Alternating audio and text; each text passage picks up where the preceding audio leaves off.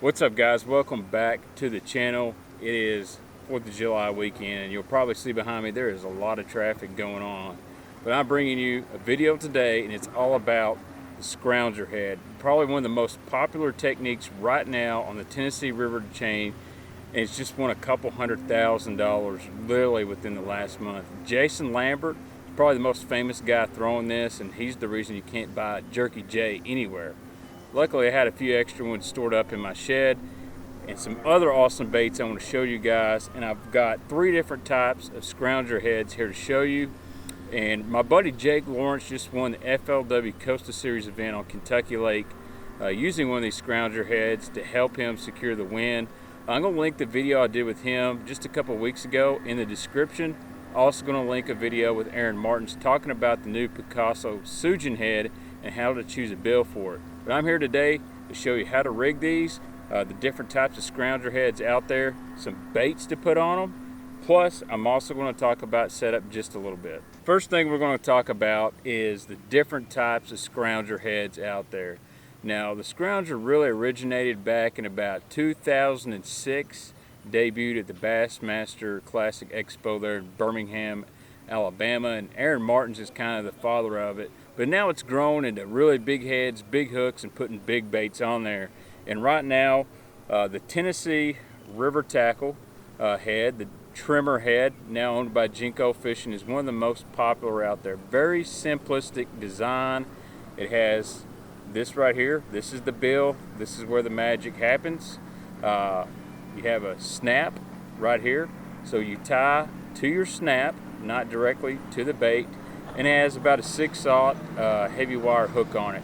You see the leads also pour down the shank, and that's to help balance this thing out. This is the type of style that Jake Lawrence was using when he won the Kentucky Lake Coastal Series event just a couple weeks ago.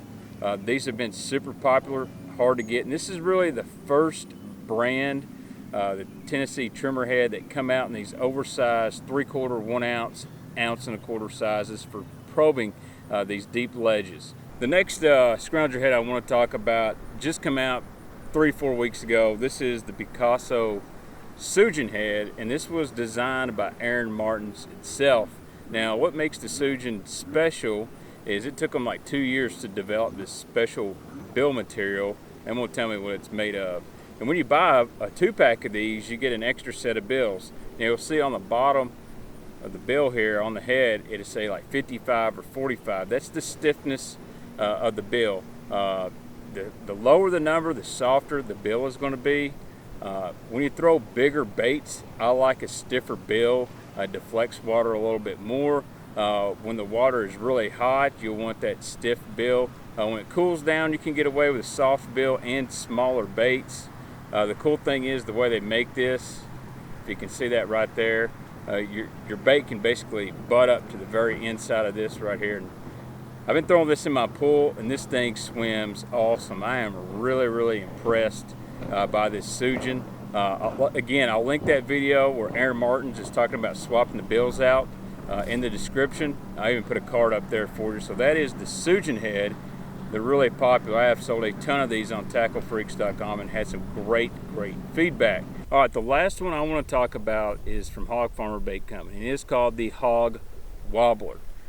This is a really cool design on the scrounger head, because when you buy the Hog Wobbler, the bills aren't already attached to it. I feel like I skipped some English class right there. Aren't already. The bills come separate in the package. You have to put them on yourself, and I'm going to show you how to do it. First, the bill will look like so. Wet it, and slip it right over the eye of the scrounger. Put your thumb right like so. Take your other hand and push it down onto it. And you'll see it's kind of like a backwards hat. All you got to do is spin this thing around, center it up, and push this bill forward. And in that package of Hog Wobblers, there will also be some snaps. So put the snap on there and tie directly to the snap. And there's also a hook keeper on the bottom of this right here. That's going to keep your bait on there. So that is the Hog Wobbler by Hog Farmer. These are the 3 best scrounger type heads on the market you can get. for ledge fishing right now. Now let's talk about rigging your bait that you have chosen for your scrounger head. I'm going to pick the Jerky J. If I had any bait out here to choose first, this would be it. It is a fish catcher. Jason Lambert's proven it. Jake Lawrence has proven it. This is the bait. Now what I'll do, I'll pick whatever type scrounger head I want to use. I just picked up this Picasso sujin, and I'm going to line up where I want that hook to come out. So I see where it's coming out, so I'm going to make me a little mark with my hook in the back of this bait. And then I'm going to go ahead and take my scissors, and I'm going to cut this bait nice and straight right in front of the eye. So now it's going to be really flat. What this is going to allow me to do is really secure it behind the bill of this bait, and when I put super glue on it, it's going to hold really, really well.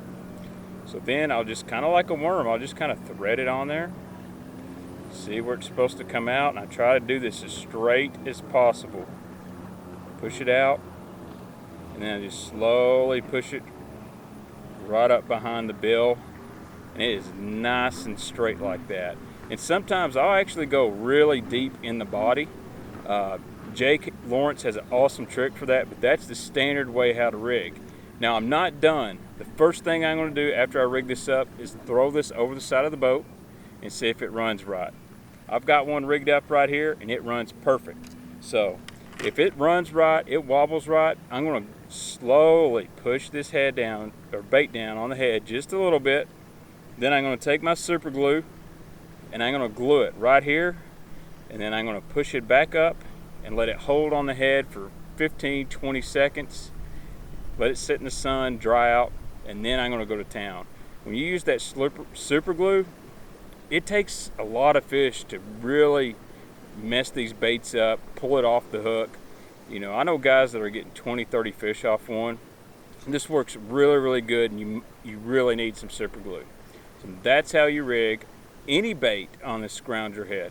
Now let's go through several different baits for this technique. We've already covered the Jerky J, so let's start into some other awesome baits for putting on the back of these scrounger heads, especially when you're fishing these deep ledges. The Jinko trimmer shad. This is a sweet little bait. It's about 7 inches long.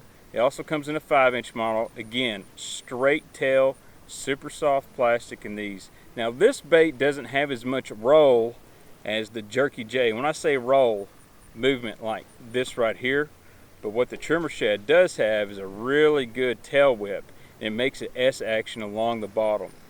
You can find some underwater footage of this bait right here all over YouTube. I'll see if I can link some in the description. This is a good bait, probably the number 2 right now. Then you have the Scottsboro Tackle Sniper Shad. I love the Sniper Shad. I love Scottsboro Tackle. They hand pour everything there in Scottsboro, Alabama. And this bait is kind of flown under the radar. I did a video this spring about it, and it sold like wildfire. And then the scrounger craze hit, and it's going to be a while before I get more in. Now this bait, it does have the straight tail, but it's going to have more roll. It's going to roll really good side to side. It's going to be closer to the Jerky J. It's actually a little bit more buoyant. It's thicker. It holds up to fish better. You can catch a lot of fish on this bait before you have to get a new one. So that's one thing that's really positive about the Scottsboro Sniper Shad. The next bait, and because some of these baits are sold out everywhere, it's really hard to find some. I bet you can find this right here. This is the Strike King Magnum Caffeine Shad. And this is a sleeper, and a couple guys at Strike King told me a couple years ago about putting these on a scrounger, and it absolutely works. Again, long whip style tail. This one's got a bulbous tail on it, and when it's coming through the water, it just goes back and forth, back and forth. Great on a scrounger head, a magnum sized mill. You're trying to catch magnum sized bass on these big scrounger heads.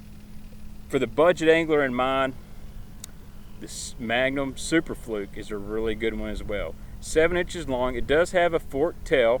The only issue I have with the Flukes, sometimes these are poured a little inconsistent. You'll get a really stiff one. You'll get one with a little crooked tail, or maybe the sides of it are bent in. I'll cut off a little section of the front. The cool thing is there's not a lot of bait here, so it's very easy to get hook penetration It's got an awesome action in the water. Not quite as good as the jerky jay or the caffeine shad or the trimmer shad, but it's a good bait, and when things get hard to get, you've got to improvise. Now the last one, I just figured this out a couple of weeks ago. This is the 7-inch Big Bite Suicide Shad. It has a paddle tail, but I fixed that. Rule of thumb, if you got a paddle tail, it's not going to go very good on a scrounger head. It counteracts the bill. So the bill pushes the water back and forth. Hydrodynamics will not allow water to flow over this paddle tail and make it do its thing. You need a straight tail. So what I do is take me a pair of scissors. I just hold this thing upside down and I cut the paddle off. And now I just have a little straightish tail back there so the water can flow and make this thing go back and forth, back and forth. This is a sleeper. And these are kind of hard to find. You can get them on tacklefreaks.com and a few other places. And this is another big profile meal because you're imitating big gizzard shad when you're throwing this scrounger. The last thing I want to talk about is setup. I don't get too crazy. I like a heavy action rod. Right now I've got this on a 7'3" heavy Daiwa Tatula Elite Series rod. This is the Omari pitching rod. 6-to-1 reel. 6-3 to 1, 6-2 to 1, somewhere in that ratio is perfect. That allows you to keep this bait on the bottom and it's just doing its thing. Too fast and it tend to ride high. Too slow, you'll get hung up in the bottom. The reason I like this rod is because it loads up really well. It's got a fast action tip, not an extra fast. It allows the fish to eat this bait. For some reason, they like to come up behind it and swallow this thing. If you've got a really stiff rod, you will pull the bait out of its fish's mouth. I know Jake Lawrence likes a 7.6 parabolic style rod. Jason Lambert throws a 7-11 ducket, and when you see him set the hook on those fish, that rod really bows over in the middle, almost like a crankbait rod, but he does not lose very many fish at all.